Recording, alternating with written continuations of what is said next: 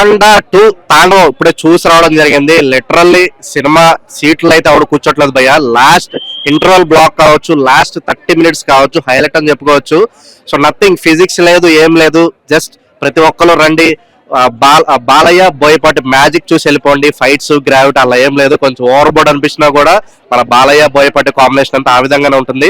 So ఇలాంటి సినిమాలు ఖచ్చితంగా రావాలి. మన సనాతన ధర్మం గురించి ప్రతి ఒక్కరు తెలిసేలా చేయాలి. సో తమన్నిగా మొన్న చూసాం ఓజీకి ఎలా కొట్టాడు. సో ప్రతి సినిమాకి అలా కొడుతూనే ఉన్నాడు. స్పీకర్ అలా బద్దలైపోతూనే ఉన్నాయి.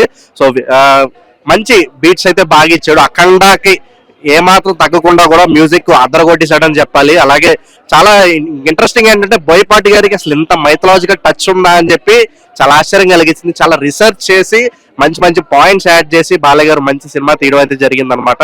అలాగే సాంగ్స్ కావచ్చు, ఒక క్యామియో అయితే ఒక పర్టికులర్ స్టార్ చేస్తే బాగుండదు అనిపించింది. సో ఆ స్టార్ తో పడి ఉంటే ఇంకా బాగుండదు అనిపించింది. సో ఓవరాల్ గా సినిమా అయితే ఫైట్స్ అయితే ఇక తెలుసు కదా, మన ఆ విధంగా ఫైట్స్ చేయడం మన బాలయ్య బాబు తర్వాత ఎవరైనా కొడితే అందరు లేచిపోవాల్సిందే. ఆ విధంగా మన బాలయ్య ఫైట్స్ అయితే ఉంటాయి. తర్వాత